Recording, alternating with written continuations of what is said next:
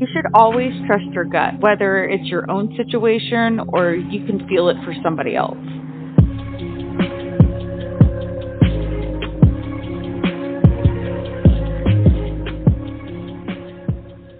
Hey everybody, welcome to Crime Over Cocktails. I'm Tiffany, your host, and today we're going to talk about the case of Craig Johnson and April Smith while I drink my daiquiri, but it's actually made with wine, so I don't know what you would call that. In Kansas, 1993, April Michelle Brungart was working at a local truck stop as a cashier. She was funny and outgoing, which was a good thing because she was working in a very small store. It was one of those that the people were pretty much just running in to grab something small and running back out. It wasn't like one of those big loves or something to that nature. She met a truck driver named Edward Smith. He was instantly attracted to her, and even though he was 15 years older and she was already in another relationship, he convinced her to leave her current boyfriend and to start a new relationship with him. He was a one-time divorced father of 3.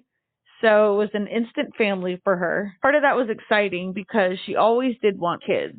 So she loved children. She didn't have a problem with that at all. Within 4 months, she moved in with him, and she also got her CDL license. That way she would be able to go and travel with him. She was really excited about that. They would be able to spend all their time together and kind of go see the world. By April of 1993, they were already engaged, and she was so excited. But the night of her bachelorette party, I guess she had that typical freak out moment. Like, what the hell am I doing? Should I be doing this? And, her friend asked her, is he good to you? Do you love him? If you can say yes to both of those, then you should marry him. But she did have legit concern. There was an 11-year age difference. So she didn't want to miss out on the things that she could be doing when, 24. He's almost 40. He's already has 3 kids. Was she selling herself short? She decided that she did love him and she wanted to marry him. They ended up moving to Sidney, Nebraska.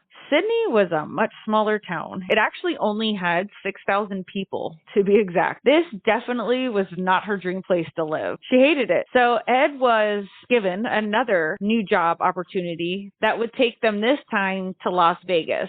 Talking about quite the difference, huh? There she was happier, but she was still lonely. Edward was gone all the time. He was always on the road. Anytime he came home, it was for short periods of time, and half the time he was exhausted. She really wanted to fill the void by adding another child, one of their own. After years of them trying and not succeeding, they decided to go to the clinic to start looking into IVF treatments. Those are very costly, so they really needed to watch their money so they could start to save up to be able to afford them. She got a job at a rehab clinic, which catered to alcoholics and drug users. It kind of reminded her of the truck stop, since it was a lot of repeat patients, and she would receive a lot of attention from the people who went there, kind of like what happened when she was at the truck stop. Everybody just loved her. In 2002, Ed was home for a few days and was out running errands. When he came back, he had a new car. She was like, what the hell do we need this for? And he's like, oh, no, it's not for me. It's for my daughter.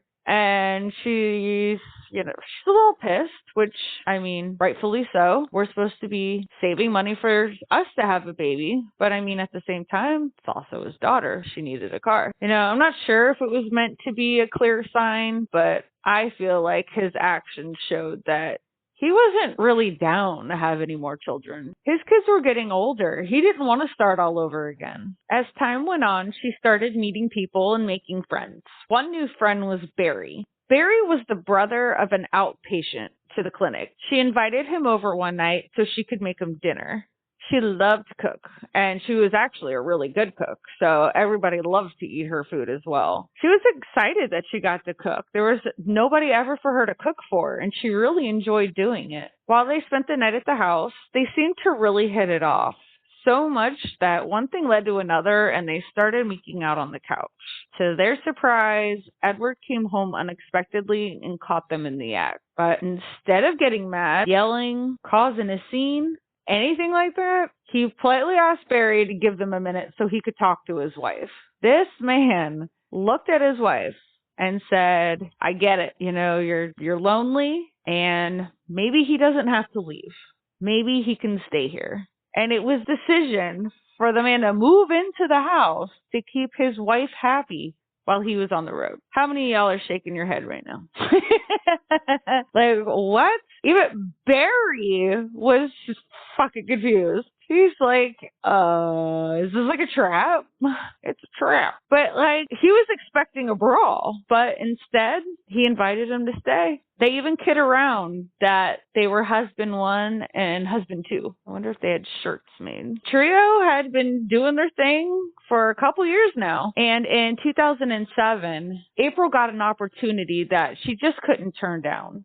She was offered to take over the restaurant that used to be over the truck stop in Sydney called The Sip. This was her dream. She was so excited, and she called her sister, Viola Bennett, so she could be the cook. And they could finally do what they talked about as kids, which is working together, running a place. It was a dream come true on both of their ends, actually. Ed was totally down. He said, you know what? I want you to be happy. I think you would be good at it. Let's go. Barry told her that once she got settled that he would follow, but he never did. And she was just absolutely devastated. She really loved Barry. After they had moved back to Sydney, one day April was in very serious pain. So much that she had to go to the hospital, and she was diagnosed with kidney stones, diabetes, and endometriosis. Not long after that, she was told she had uterine cancer. She was told by the doctors that she would have to have a full hysterectomy. She was completely broken. Her dreams of becoming a mother were now final. There is no coming back. There is no chance. There is no miracle. After this blow, she decided that she was done with Ed. They had both destroyed their marriage on their own end, by him never being there, by her infidelity. And she just felt like it couldn't be fixed.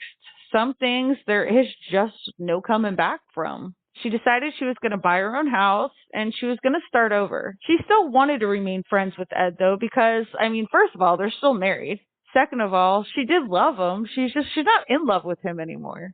She wants to be happy. She wants to do things with people and have normal relationships. I don't think it's that much to ask for. As she gets into her new flow at the restaurant, she sees a lot of the regulars that she had seen while she was working at the truck stop. One customer in particular made her feel right at home. Craig Johnson. He was very interested, and since he resembled Barry a little bit, she was all in. Ed was still around, though. Like, anytime he was in town and didn't really have anything to eat, she would bring him over. She'd make him lunch to go, or she just always made sure that he had food to eat. And he just loved seeing her. He still was so much in love with her. And he really hoped that one day she might change her mind and give it another try for them. After some time, they actually did start to think about rekindling. She was still dating Craig at the time, but he was starting to get very controlling, and she wasn't exactly happy anymore. She invited Edward to come and spend Thanksgiving with her and Craig. Craig seemed a little uptight that night, and he snapped at Ed for telling April that he would help with her car. Craig had been asked numerous times to help fix something was wrong with her car, and he wasn't doing it. So, and she knew at this point, if you haven't done it yet, you do not have any plans on doing it. So, you better let this man fix my car. One Saturday, her nephew and his girlfriend went over so they could play games, hang out, maybe have a couple beers. And Craig, again, was just very uptight. They could feel tense in the air. They could just feel it. They said that they were very uncomfortable when they were leaving, so much that they even asked her, like, do you want to come with us? Come stay with us for the night. They could just feel something wasn't right. But she told them, no, I'm fine. You guys, I promise. And she said, I'll call you tomorrow. The next day, he hadn't heard from her, and he decided that, you know what, I'm going to call her. I just want to make sure that everything was okay. But she doesn't answer. After a few hours of no contact, him and his girlfriend just decided they were going to go head over to her house. They needed to make sure everything was okay. When they pulled up and kind of getting out of the car, just from even sitting outside, they could tell something was off. Her blinds were closed, and her house was all locked up. Now, that might seem normal to you and me, but I guess for April, it was very out of the ordinary and very alarming. But it wasn't until she was a no-show at work when the police were called. They told the police that she was a diabetic.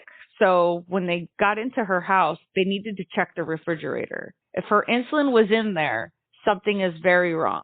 That would pretty much be the telltale sign if she was okay. They went around the neighborhood asking people if they knew anything or if they even knew them who lived there. And they were notified that they heard a dispute the night before coming from April's home. Once the officers broke into the home, they realized that it was not necessary. April was found dead on the floor. It was a bloody mess. It was very clear that this was a prolonged killing. They were able to follow trails from every room in her home. Every room.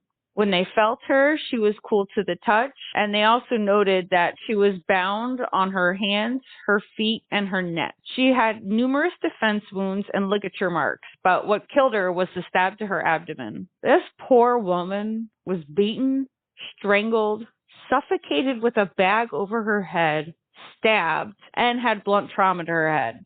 She fought for her life. It appeared that he had just been following her around the house, taking jabs at her while she was trying to get away from him. Craig was nowhere to be seen. He wasn't at the house when police arrived, and they did notice that her van was missing.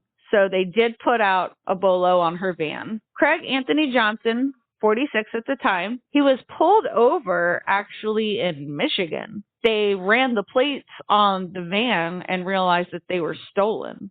He was pulled over by Sheriff's Deputy Ryan Speedle on eastbound I-94 near Clear Lake Road at about 4:30 a.m. They said that he had sped away when he approached the 2006 Chevy Uplander, leading deputies on a chase on eastbound and westbound lanes, according to a statement from the sheriff. He was going at very high rates of speed and in heavy rain. When Craig tried to exit at Clear Lake Road, he tried to ram the cop head on and then re-entered the highway westbound. Johnson was finally slowed and pulled over after troopers deployed the stop sticks. On westbound I-94, he was arrested without further resistance. So, time. They did notice that there was blood in the van, and they looked at him, and that's when he told them, oh yeah, by the way, I'm also wanted for a murder back in Nebraska. The vehicle was determined to have been the stolen van out of Nebraska that belonged to April, but nobody really knows why he was headed to Michigan. What was in Michigan? Nobody knows how far he was trying to go. He pled not guilty and said that he came home and found her that way. But he left because he was scared. He was just a black man with a dead white woman. On December 16th, 2013, he was found guilty and sentenced to life. He was stone cold. He never showed any remorse, any emotion, nothing. He also never admitted to the crime. He said, nope, I didn't do it. You had her car and her blood. Pretty sure you did. Well, I have some very exciting news. I have 2 Patreons that I need to shout out. So a big shout out to Scott Maisie and Angela Mosteller. Thank you guys so much. I appreciate the love and support. If you want to become a Patreon, don't forget to head over to the Crime Over Cocktails official website and head to the Patreon page. You can even listen to the episodes while you're over there. Check out the merch. All the ways to listen is Pandora, iHeartRadio, Spotify, Apple, YouTube, or wherever you listen to your podcasts. I want to thank you guys again for listening. I really appreciate the love and support. You guys have no idea. I can't do it without you guys. And we will talk crime another time. Bye.